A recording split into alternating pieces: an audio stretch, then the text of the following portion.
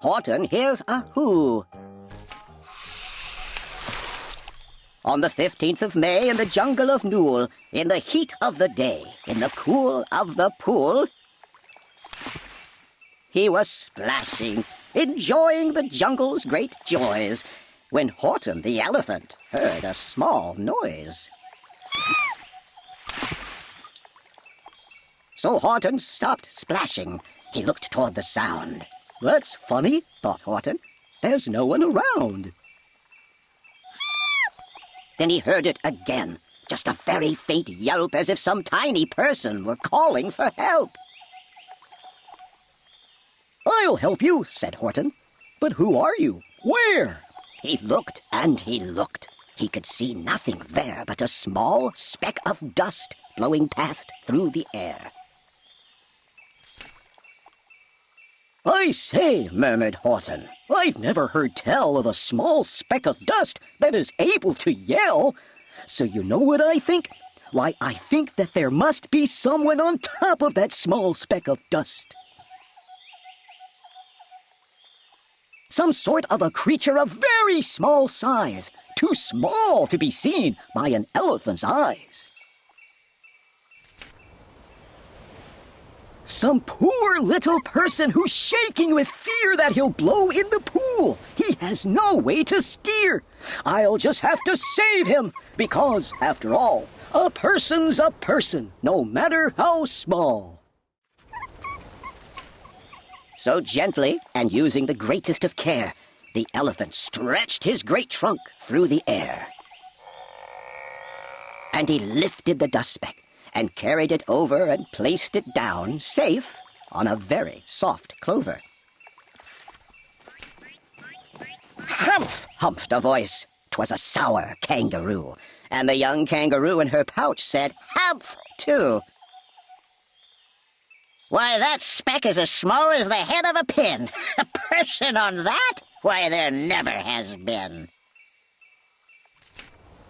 Believe me, said Horton, I tell you sincerely, my ears are quite keen, and I heard him quite clearly. I know there's a person down there. And what's more, quite likely there's two, even three, even four, quite likely a family, for all that we know. A family with children just starting to grow. So please, Horton said, as a favor to me, try not to disturb them. Just please let them be. I think you're a fool, laughed the sour kangaroo. And the young kangaroo in her pouch said, Me too. You're the biggest blamed fool in the jungle of Noor. And the kangaroos plunged in the cool of the pool. What terrible splashing, the elephant frowned. I can't let my very small persons get drowned. I've got to protect them. I'm bigger than they. So he plucked up the clover and hustled away. Through the high jungle treetops, the news quickly spread. He talks to a dust speck. He's out of his head. Just look at him walk with that speck on that flower. And Horton walked, worrying, almost an hour. Should I put this speck down? Horton thought with alarm. If I do, these small persons may come to great harm. I can't put it down, and I won't. After all, a person's a person, no matter how small. Then Horton stopped walking. The speck voice was talking. The voice was so faint he could just barely hear it. Speak up, please, said Horton. He put his ear near it. My friend, came the voice, you're a very fine friend. You've helped all us folk on this dust speck no end. You've saved all our houses, our ceilings and floors. You've saved all our churches and grocery stores. You mean, Horton gasped, you have buildings there too? Oh, yes, piped the voice. We most certainly do. I know, called the voice. I'm too small to be seen, but I'm mayor of a town that is friendly and clean. Our buildings to you would seem terribly small, but to us who aren't big, they are wonderfully tall. My town is called Whoville, for I am a Who, and we Whos are all thankful and grateful to you. And Horton called back to the mayor of the town, "You're safe now. Don't worry. I won't let you down." But just as he spoke to the mayor of the speck, 3 big jungle monkeys climbed up Horton's neck. The Wickersham brothers came shouting, "What rot! This elephant's talking to Whos who are not! There aren't any Whos, and they don't have a mayor, and we're going to stop all this nonsense, so there!" They snatched Horton's clover. They carried it off to a black-bottomed eagle named Vladikoff, a mighty strong eagle of very swift wing, and they said, "Will you kindly get rid of this thing?" And before the poor elephant even could speak, that eagle flew off with the flower in his beak. All that late afternoon and far into the night, that black-bottomed bird flapped his wings in fast flight,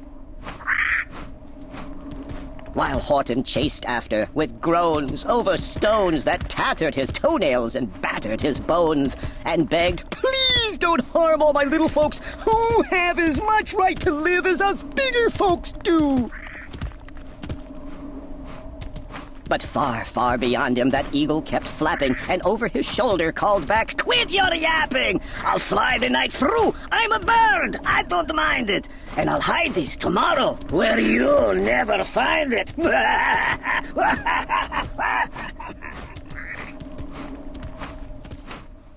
And at 6:56 the next morning, he did it. It sure was a terrible place that he hid it. He let that small clover drop somewhere inside of a great patch of clovers 100 miles wide. "Find that?" sneered the bird. "But I think you will fail!" And he left with a flip of his black-bottomed tail. "I'll find it!" cried Horton. "I'll find it or bust! I shall find my friends on my small speck of dust!" And clover by clover by clover with care, he picked up and searched them and called, "Are you there?"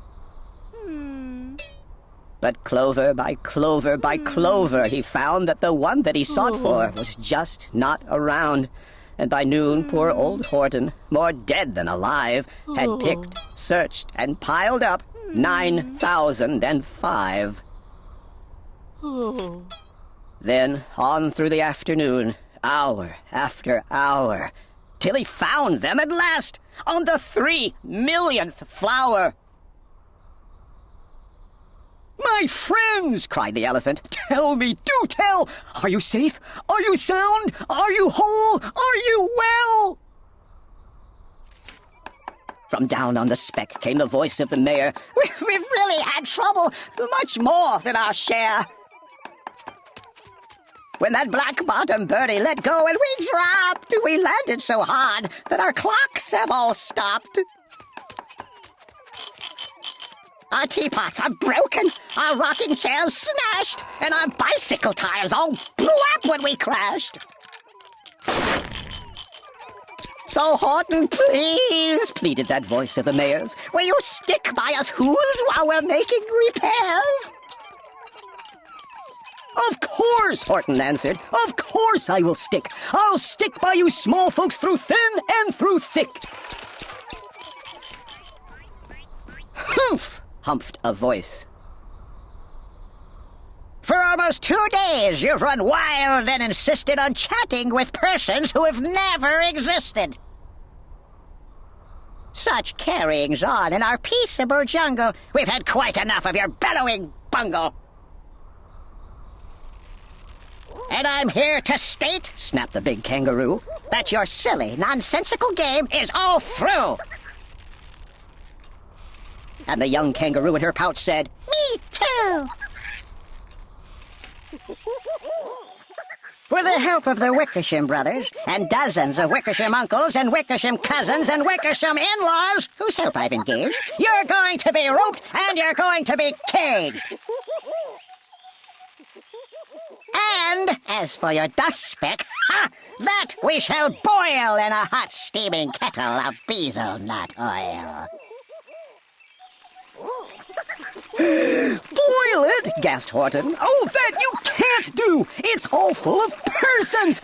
They'll prove it to you! Mr. Mayor! Mr. Mayor! Horton called.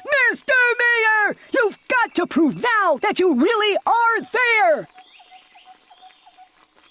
So call a big meeting. Get everyone out. Make every who holler. Make every who shout. Make every who scream. If you don't, every who is going to end up in a bezelnut stew. And down on the dust speck, the scared little mayor quick called a big meeting in the Whoville town square. And as people cried loudly, they cried out in fear. We are here! We are here! We are here! We are here!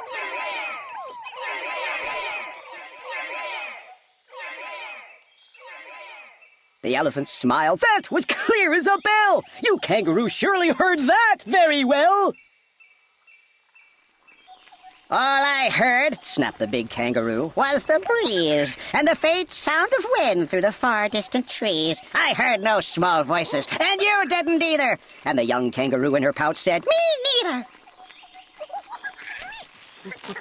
Grab him, they shouted, and cage the big dope. Lasso his stomach with 10 miles of rope. Tie the knots tight so he'll never shake loose. Then dunk that dumb speck in the bezelnut juice. Horton fought back with great vigor and vim, but the Wickersham gang was too many for him. They beat him, they mauled him, they started to haul him into his cage, but he managed to call to the mayor, "Don't give up! I believe in you all! A person's a person, no matter how small!